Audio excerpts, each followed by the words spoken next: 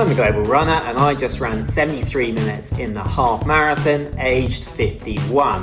And my plan later this year is to go under 2.5 hours in the marathon. It's currently freezing in Calgary, so I thought I would use this opportunity for a fireside chat to talk about the shoes that I'm going to use to get me to 2.5 hours in the marathon. So let's take a look at them. So let's start with the everyday trainer that I'm going to use. And by far and away, my favorite shoe in the last 6 months has been this one. This is the Peg Turbo. This has got 300 miles to 500 kilometers on it, and it's handled those miles really well.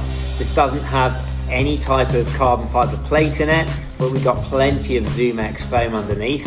And I've just really enjoyed running in this shoe. It is not designed for the ice and snow, so we'll look in a moment at the shoe that I do wear in the ice and snow.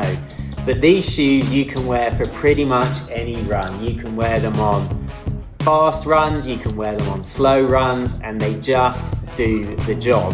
So I think a lot of my longer miles will be done in these shoes over the coming weeks. However, I couldn't help myself and I bought myself a pair of these, the Zoom Fly 6. These are an extremely similar shoe to the Peg Turbo, other than the fact that these have obviously a carbon fiber plate in them. They are almost identical in terms of weight, they're almost identical in terms of price, and they do a pretty similar job. So I have not yet worn these, but I'm really excited to try these on and see how they feel. So the daily trainers I think I'm going to be wearing over the coming months are a pair of Nikes. We're going to wear the Peg Turbos and the Fly 6. For those icy days where it's cold outside and there's ice on the ground or snow, you can't go wrong with these, the Puma Velocity. And the reason you can't go wrong with these is this grip. This Puma grip is absolutely astounding. It's the best grip on any pair of shoes. The upper is warm enough without being too warm. It's quite narrow, so if you've got a wider foot, this might not be one that you would enjoy. I've really enjoyed this foam. It doesn't wow me. There's nothing about this shoe that makes me think, oh, this is amazing, but it feels like an old school daily trainer. It took a minute to wear in, but now it has worn in. I really appreciate the easy miles on this. There's nothing fancy about it, but it will do a really good job. So on the colder days and on the snowier days, I will definitely be reaching for this. I also plan on doing a little bit of trail running, and I have to say this is my favorite trail running shoe, probably of all time. This is the Norda 001, an expensive shoe, a Canadian shoe, but really well worth the money. These have done hundreds of miles. They don't look as good as they did on day one, but they are just a fantastic shoe for hitting the trails. A bit floppy in the heel counter, and some people don't like that at all. That has not bothered me in the slightest. And on days when I just need a little bit of grip, I wear these and I'm never disappointed. Treadmill next, my treadmill shoe of choice. I mean, I could easily wear the Peg Turbo on the treadmill, but the one I find myself reaching for is the Streak Fly. Now I know there is a new version of these coming out. This is the one without the carbon fiber plate, and this is just a decent amount of Zoom X, and it lets your foot do whatever it wants to do. And given that you've got enough sort of bounce already on the treadmill, I find that the Streak Fly are enough. I did try them on the track, and I found them a bit sort of soft and squishy on the track. I didn't like them as much on the track, but these are definitely my treadmill shoe of choice. Another alternative on the treadmill shoes, if I'm really looking to push the pace, are these, the On Cloud Boom Echo 3, I think these are. I've learned to love this shoe a little bit. It's quite an aggressive shoe, so I wouldn't necessarily wear it anywhere other than the treadmill where you've got a bit more give. But I have worn these on a couple of treadmill sessions and I found myself really enjoying them. So maybe in shorter reps or shorter races you could wear these, but I might wear these on the treadmill a little bit when I'm really looking to push the pace. For track sessions, I will probably be looking at the Takumi Sen or the Adios when that comes out. This is a nice lightweight shoe. You get what you see. There's nothing fancy or exciting about this, but anytime I put this shoe on, I find that it's lightweight, it's responsive, and these tend to be the shoes that I reach for when I'm doing a track session.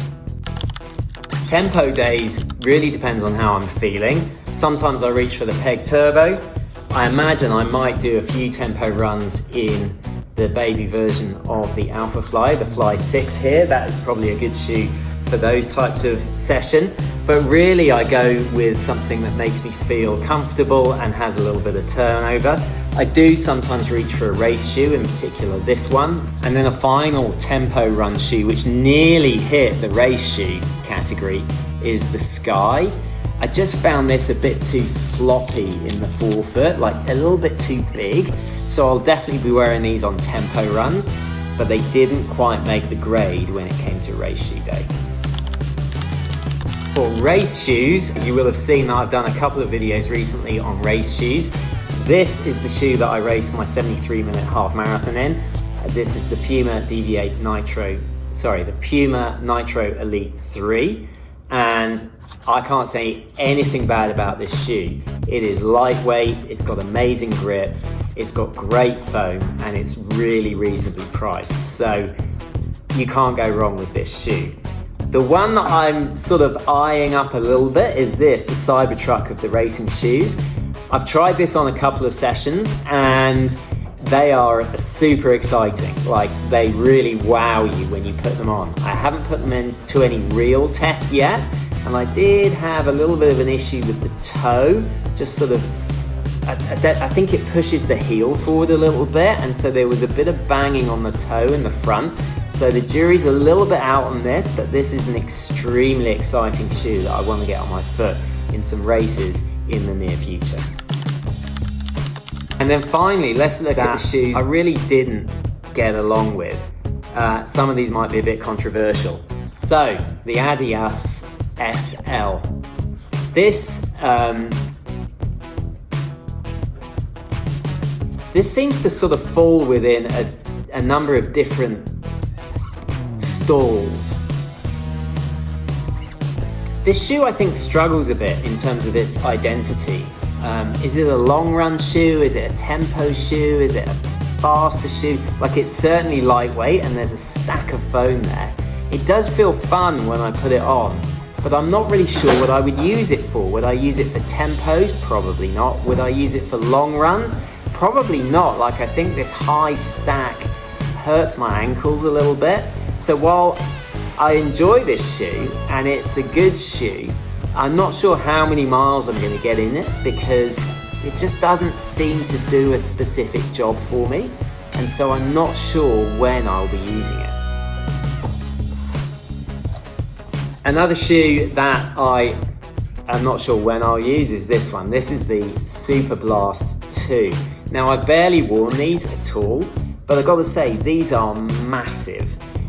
When I first put them on, they just sounded slappy and just big and just cumbersome, and I really didn't enjoy running in them. I've only done a few miles in these, so don't take this as something that maybe I'll learn to love this shoe, and a lot of people have loved this, but they just look massive on me. Like, I'm a shorter guy with bigger feet, and so I look like a clown with these on, like this protruding bit at the end here, and they're just a massive shoe.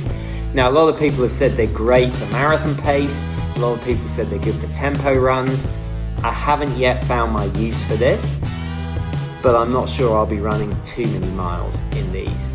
And then finally, the final shoe that I just wasn't wowed by this year was this one. This was the Rebel 4, and I got to say, it does look quite rebellious. It lives up to its name in that sense, but anytime I put this on, I'm just like not wowed by this. I could see myself doing some shorter runs in this, but this to me just feels like a standard daily trainer that really didn't inspire me in any way. So I wouldn't say there's anything wrong with this shoe, but equally it doesn't wow me and it doesn't inspire me to put it on.